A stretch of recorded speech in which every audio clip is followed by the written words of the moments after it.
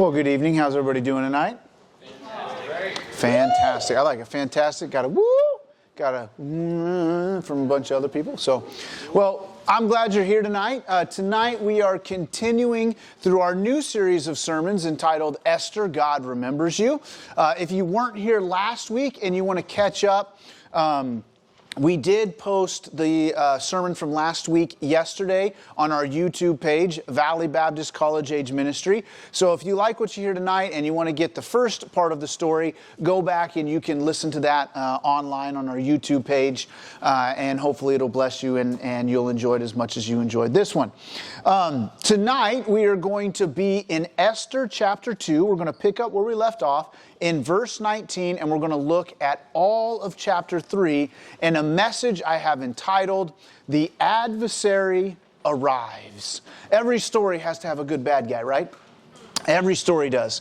Well, this story has a doozy, and we are going to get to meet him tonight and see his plan and his plot that is that this whole story kind of centers around. But here's what I hope you will take home tonight. And as we go through this, hopefully I can unpack it correctly and you will leave here with this idea.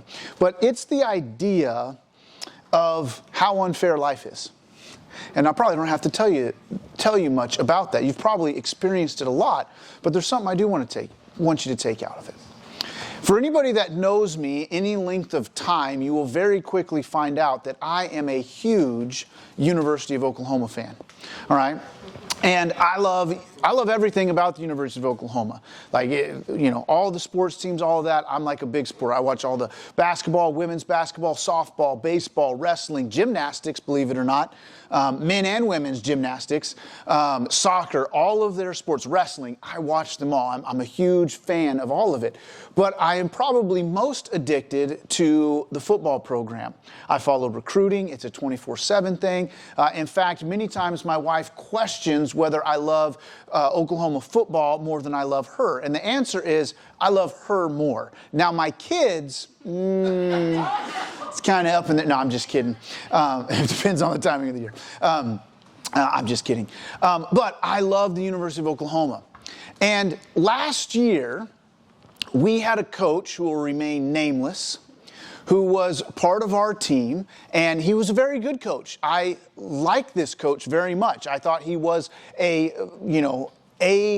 solid A coach. And he had coached our team for about 4 or 5 years and had a whole lot of success. And he decided, and I'm going to tell his side of the story. I don't believe a lick of it, but it's the side of the story that he tells and he claims, and we'll go with this. But last year, after leading a team to the college football playoff for 3 of his 5 years, for winning 6 consecutive Big 12 championships, we face our rivals in Bedlam, Oklahoma State. It's an in-state rival, and we lose. And he says that on his way home, he was contacted about the head coaching job at another institution halfway across the country. He then says he considered the offer, he took a nap, then he decided after he woke up from his 4-hour nap that he was going to move his entire family. He's got a lovely wife and 2 young daughters. His family, halfway across the United States, take half of his coaching team, the 80% of our recruiting class, and several of our players from our team, all in a 8-hour process with a 4-hour nap. Now, if you want to believe that, go ahead.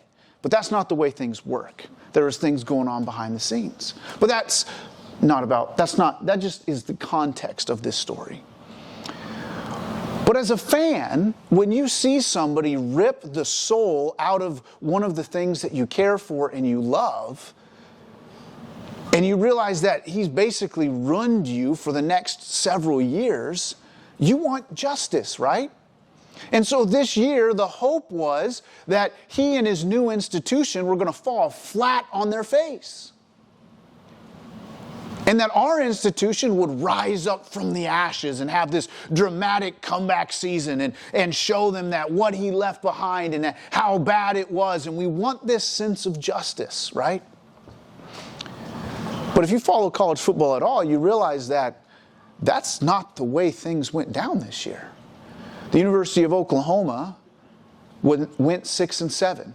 Had their first losing season since 1998. They are the only, until this year, they were the only college football team to not have a losing season since 2000. So we had this losing season. It was depressing. It was hard to watch. Many tears were shed.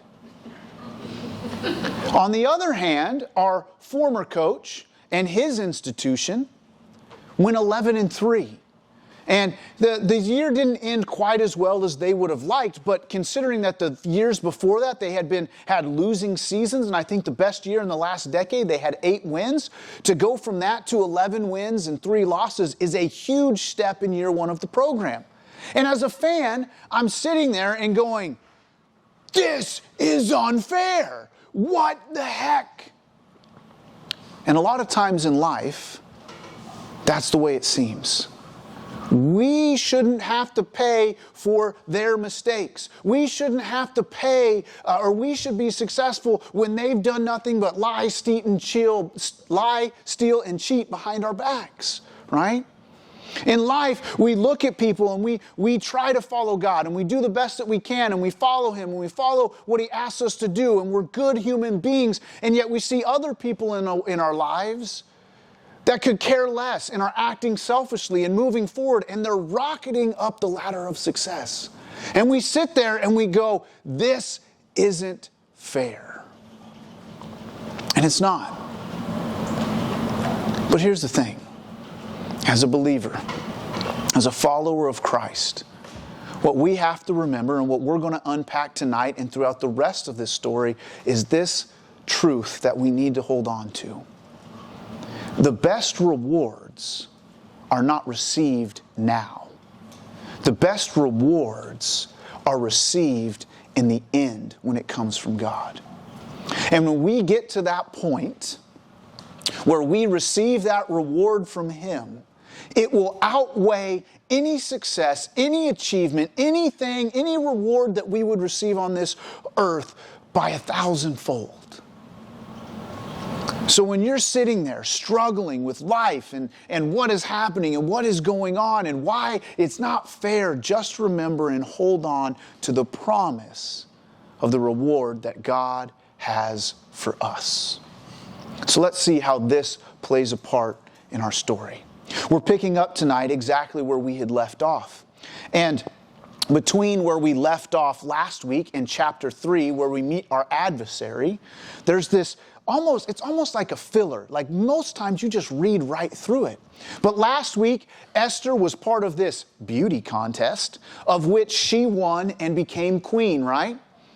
And before we meet the adversary, there's almost like this just side remark, like just something that's just kind of thrown in there. And so I want us to read verses 19 through 23.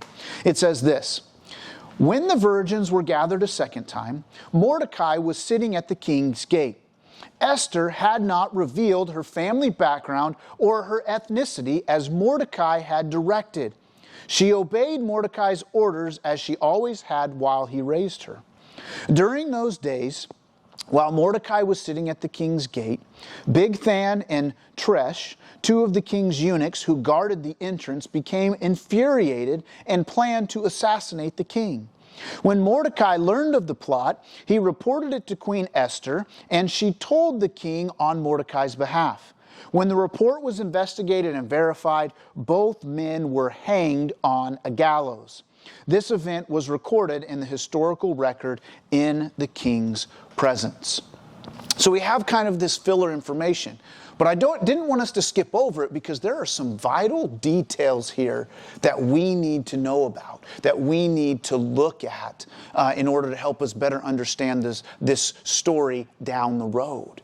And the first one is this. The king had this beauty contest where all of the virgins were gathered. They went through a year of a year of these beauty treatments, and they came, they slept with him one night, and if they pleased him like Esther did, they became queen. So he finds Esther, she becomes queen, but the very first line is a bit shocking. When the virgins were gathered a second time. What does that tell us? It tells us how sleazy Xerxes was. It tells us how sleazy he really was. He had found his queen, but he liked this idea of having different women brought to him every night who were so beautiful. So he said, bring a second round. And they went around and gathered up these virgins again. Now the next thing that is important is twice in here it says that Mordecai is sitting at the king's gate. All right? Now at first you may think, okay, what's the big deal? He's sitting at a gate. Well, it tells us about Mordecai's status. You see, Mordecai, as someone who sat at the king's gate, was actually in a place of honor and had earned his way quite far up the ranks. At the king's gate is where all of the people in the nation would bring their problems, their issues, their disputes, and they would bring it to these judges or these counselors that would be at the king's gate, and they would judge over all of these problems so that the king would not be bothered. So he is pretty high up in the governmental system. And so it lets us know just what his status is, and that becomes very important as the story moves along. While he was there, he uncovers a plot to kill the king. And I find this interesting for a couple reasons. Number one, he found a plot to assassinate the king. He uncovered it. He reported it. But you notice that he's never rewarded for discovering this plot.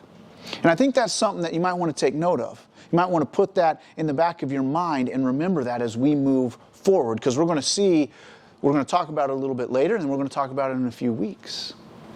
But here's the other thing that I find interesting that I think so many times we just read right over.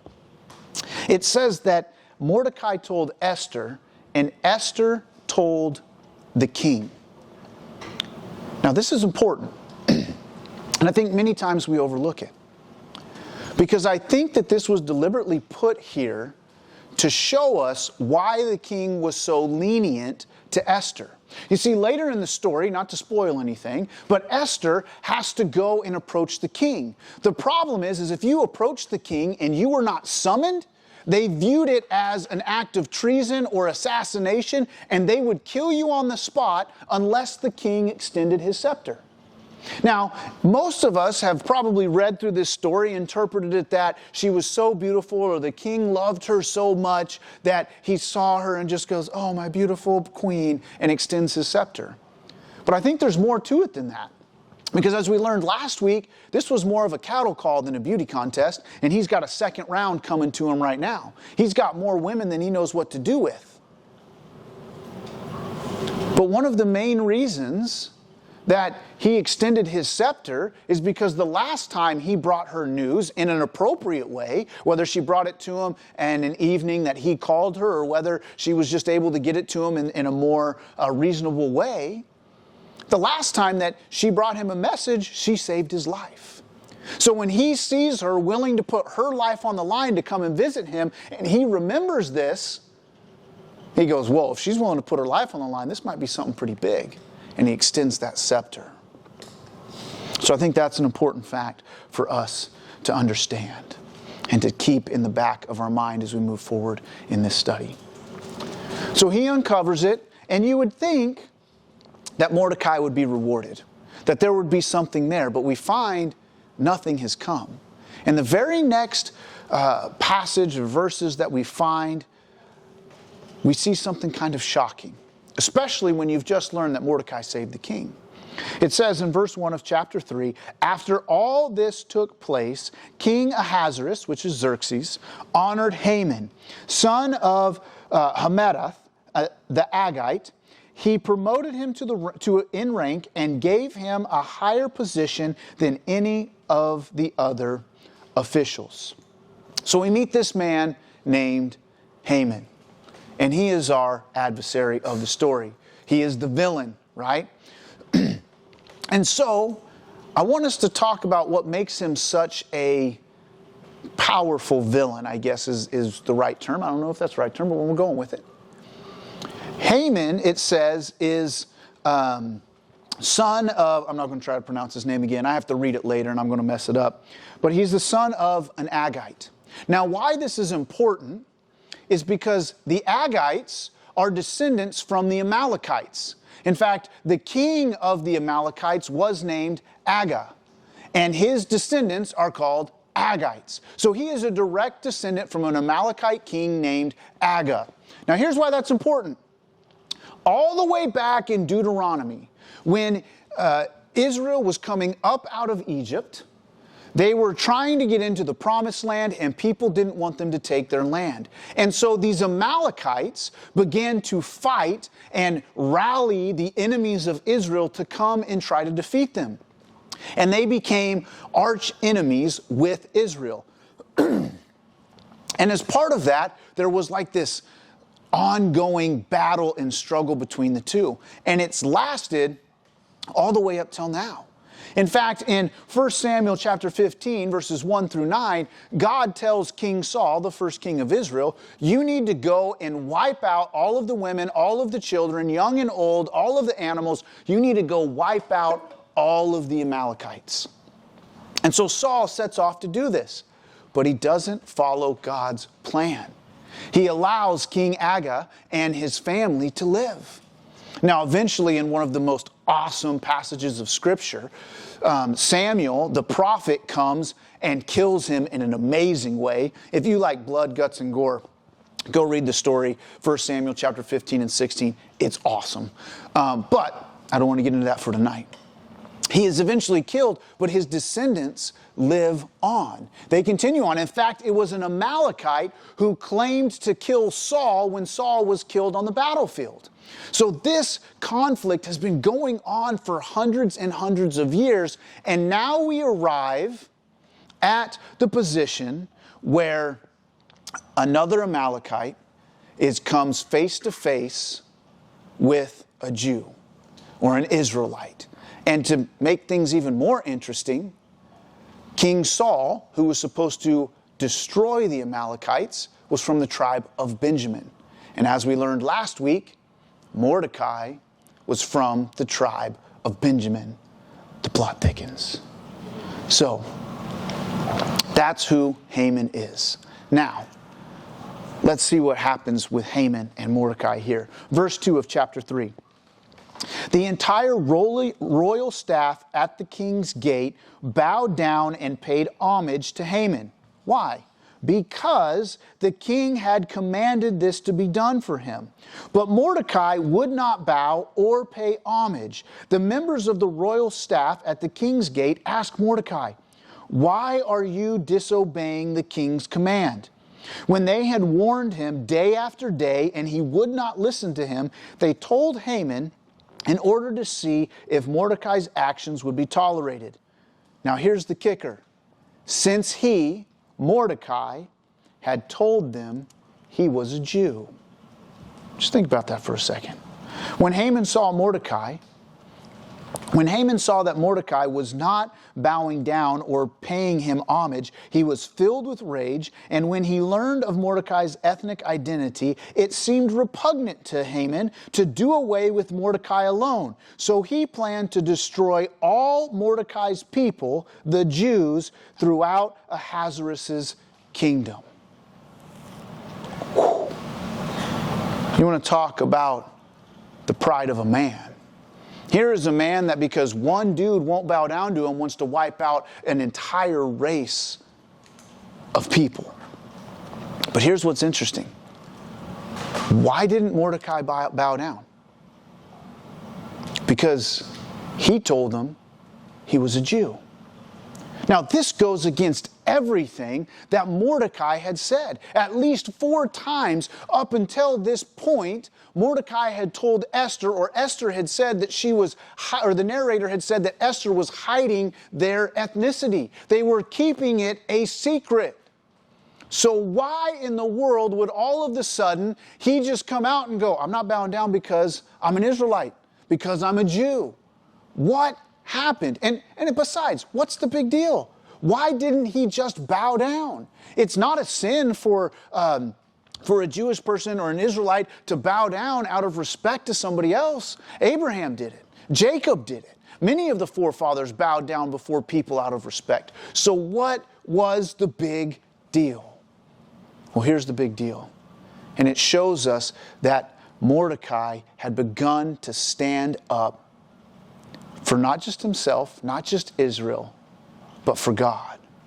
You see, in the Persian religion, it was common for royalty and for people in high-ranking status to command people as part of their religion to worship them as if they were a god. So when it says they were to bow and pay homage, they were talking about worshiping him. And even though Mordecai his entire life had hid his ethnicity and kept it away, he didn't follow a lot of the dietary laws. All right, they didn't follow a lot of the laws. But when it came to the point where he had to bow down and worship somebody else's God, he drew a line in the sand. And he stood up. This book never mentions the name of God, but yet God is all over it. And here is a point in time when you look at the original language, when you look at what was happening here, that you see God's name written here. And because of his faithfulness, now trouble was brewing. And it doesn't seem fair. It doesn't seem fair. And a lot of times when we follow God, it doesn't always benefit those as much as it benefits those who choose not to. And we look at it and we go, man, this stinks. Why am I the one suffering? Why am I not getting pushed to the top? Why am I not succeeding? And we have to remember what? Our reward is not up front. Our reward is in the end. You see, and it was much worse for Mordecai than we could think, because Haman really hadn't done anything to get promoted to this position. He was probably just as slimy as everybody else. And in fact, the fact that the king had to make a decree that everybody bow down and worship him just shows you what the other people at the king's gate really thought of him. They thought, man, this guy's just weaseled his way up there. He got up there unfair. And yet here is a man in Mordecai that had saved the king's life and got nothing. The unfairness just continues to be uncovered deeper and deeper. And now because of that, Mordecai's life and the life of the Israelites was put on the line. Guys, you have to remember, as believers, as followers of Christ, we don't belong here. We are strangers in this land. And because of that, we have to hold on to the hope of the reward that is promised. Satan is really great. He's really great at giving these amazing pleasures and rewards right up front. And you take it and you feel great for all of about 5 minutes. And then all of a sudden you realize, well, that's in the past and it's never coming back. But with Christ, when we serve him daily, not just give him $1,000 and go, hey God, here you go. Here's a one-time deal. I'm going to give you this $1,000 and everything's going to be great. But when you break that $1,000 into quarters and dollars and you go out and daily you use that to serve him, your reward will become greater than you could ever imagine. It'll be greater than anything that you could ever achieve or gain here in this foreign land. And so it's not fair. But we have to hold on to that hope that the best rewards are not given to us up front, but that they're coming in the end. You know, Mordecai comes up with this plan, and it's a pretty devious one. He wants to wipe out an entire ethnicity of people. Well, there's hope. He's got to get permission from the king. So hopefully the king will shut this down. Let's read what happens in verses 7 through 11 as the plot to kill the Jews is laid out. Verse 7, In the first month, the month of Nisan, King Ahasuerus' 12th year, the pur, that is the lot, was cast before Haman for each day in each month, and fell on the 12th month, the month of Adar. Then Haman informed King Ahasuerus, "There is one ethnic group scattered throughout the people in every province of your kingdom, keeping themselves separate. Their laws are different from everyone else's laws, and they do not obey the king's laws. It is not in the king's best interest to tolerate them. And if the king approves, let an order be drawn up authorizing their destruction, and I will pay 375 tons of silver to the officials for deposit in the royal treasury." The king removed his signet ring from his finger, gave it to Haman, son of Hammedatha, the Agagite, and the enemy of the Jewish people, and then told Haman, "The money and the people are given to you to do what you see fit." Well, bad news. But here's what I want you to remember. Even though his name is not mentioned, God is still in control. We see a glimpse of it with Mordecai refusing to worship somebody else as a god. And now we see it in the casting of lots. And this first few verses of verse 7 may seem confusing, so I want to explain it to you. What was going on here is that Haman was trying to please his gods. He didn't want to go about this act without having the blessing of his gods. So basically, he went to his priest and they cast the pur, which is like a lot, or basically like rolling dice. And it came out, or like, how many of you love Star Wars? All right? Okay, this is going to fall flat, I can already tell. But it's like a chance cube. Basically, they're rolling chance cubes on there to find out which day will be best. And so they begin casting lots or rolling these chance cubes over and over again for every day of the year. And what day does it choose? It chooses the 13th day of the 12th month. And what you have to remember is, they're in the first month. So this day of destruction for the Israelites is 11 months away. And he's probably thinking, man, my gods are awesome. This is going to be great. I'm going to get to anticipate this. We're going to get to build it up. We can supply everybody. This is going to be awesome. But in truth, God was in control. He provided time because of his knowledge and his great plan to where Mordecai, Esther could infiltrate and could counter this despicable plan that had been put in motion. He may not have seen it, and we may miss it from time to time, but God is the one calling the shots. A full year away. The second thing that this passage tells us is, like I mentioned last week, it shows us how spineless King Ahasuerus or Xerxes really is. He was a spineless king who inherited his kingdom. He couldn't even have bad news come to him where he had people killed. All he was a pawn to his counselors and his associates. That's all he was. Haman comes in and he forms this very convincing argument that puffs up the king and make the kings believe that there's a threat to him, even though there's really not. He even offers to pay for it. Listen to this number, 375 tons of silver. To put that into relation to you, I'm not going to try to convert it into, I can't do math that big. But what I can tell you is this. That amount was 1/3 of the entire treasury of the Persian Empire at that time. So basically he was offering to pay 1/3 of what the entire empire was worth just to make this happen. And Ahasuerus or Xerxes hears this and he goes, okay, that sounds like a great idea. Go for it. He says, do with the people what you want. And then he says, oh, by the way, keep the money. I'm going to foot the bill. He's just no more than a pawn.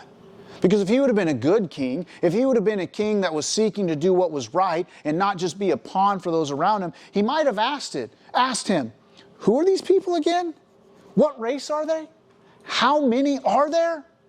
What did they do wrong? Did all of them do this wrong? But instead he says, do what you want and keep your money. So it seems like hope is lost. But here's the point of application I want us to pull out of here. And I think it's very important because I know a lot of you. We need to learn to think before we act. And I know that's simple. That's as plain as the nose on my face. But it's something that we often don't do. Xerxes had a habit of this, right?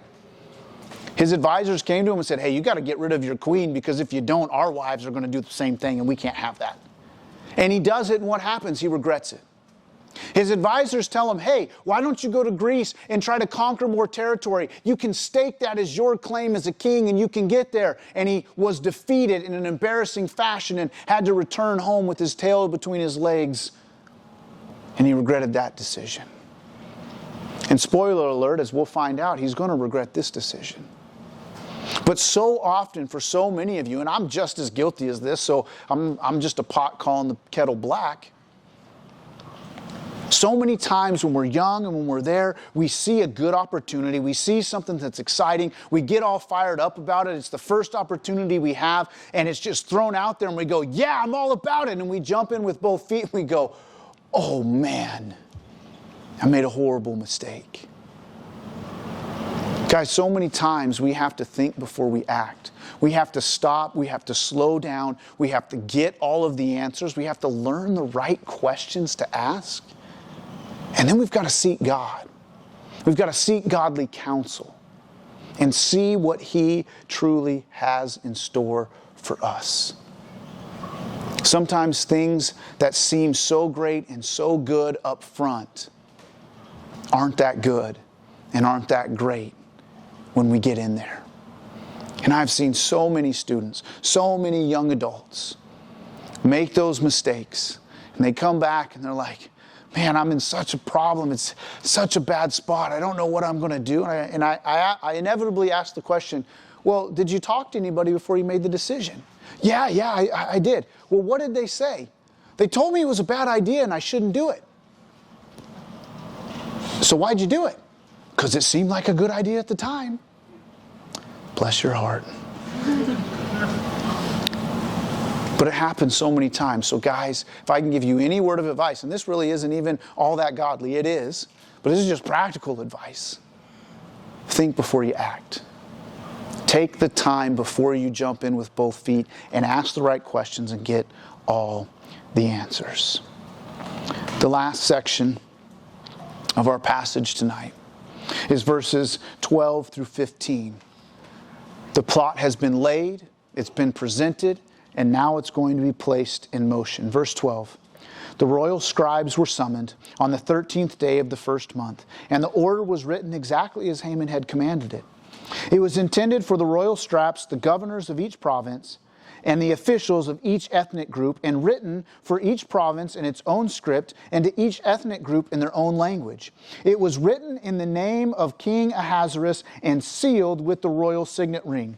The letters were sent by courier to each of the royal provinces, telling the officials to destroy, kill, and annihilate all of the Jewish people, young and old, women and children, and to plunder their possessions on a single day, the 13th day of Adar of the 12th month.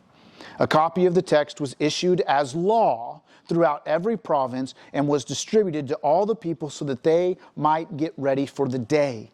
The couriers left, spurred on by the royal commands, and the law was issued in the fortress of Susa. The king and Haman sat down to drink, while the city of Susa was in confusion. At this point in our story, it looks like evil has won. When the king makes a decree, when he makes a law like this, it was Persian law that not even he himself could overturn it. So at this point in time, it's over for the Jewish people. This day of reckoning is coming, and there is nothing they can do. There's nothing that they can do, and this kingdom is so big, it's going to be hard for them to get out of town even in a year. Their life had just been put on a timer, and they had about 11 months before it was up. All hope was lost. The king and Haman, they were kicking back, having drinks. But the Jewish people, all the people, were sitting there stunned, astonished, and confused. For the Jews, it was probably an act of, oh my goodness, what's going to happen? Our lives have just been put to an end. It's over for us. For all of the other people that may be sitting there going, what did they do? How could he even make a decree like this? This is insane. And if he could do it to them, what's to stop him from doing it to us? And fear ran rampant in the cities. And it doesn't make a whole lot of sense. A king making a decree that no one understands, that seems extremely unfair, and now it cannot be undone. But you know what's interesting? That sounds familiar to me. It sounds familiar to me about a decree that is much older than this decree. A decree that we can chase all the way back to Genesis chapter 3. And in the book of Romans, this decree is spelled out to us. And it says this: the wages of sin is death. And this isn't a decree from an earthly king over an earthly kingdom. This is a decree from the God of the universe who created it, who is the ruler, who knit everybody together. And he let us know, hey, I want you to know, Genesis 3 happened. The wages of sin is death. And there is nothing that we can do to overturn that decree. It's set in stone. But here's the scarier part. Romans continues to tell us that all have sinned and fallen short of the glory of God. Whew. That should send chills down your spine.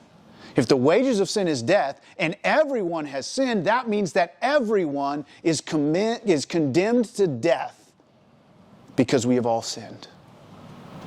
And I'm here to tell you there's not a thing we can do to fix it, to change it. We are hopeless. And for many unbelievers out there, they look at this and they say, that's so unfair. Surely there's a way I could work it out. Maybe I could do more good than bad and counteract it. No. Well, if I just, no. What about, no. There's nothing we can do. And for many unbelievers, and maybe even some believers, they sit there like the city of Susa, confused, going, what in the world? But Romans continues and tells us some good news. It tells us that there's an out clause. Now here's the thing. The wage of sin did not change.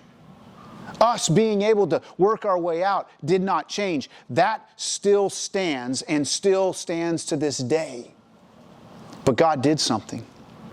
He created an out clause. He created a way that debt could be paid for us. He sent His Son to live the perfect life, to die as an innocent man, to pay our wage, to pay our debt. And when we believe in Him, when we trust in Him as our Savior, His payment is placed upon our account. And when we stand before God in heaven at the end of our life, and He says, why should I let you into the kingdom of God? We can say, because your Son paid my debt. The payment is still real. It can't be changed. But Jesus has paid the debt. And all you have to do is receive it. So the question for you tonight is this: has your debt been paid? Let's bow together in prayer.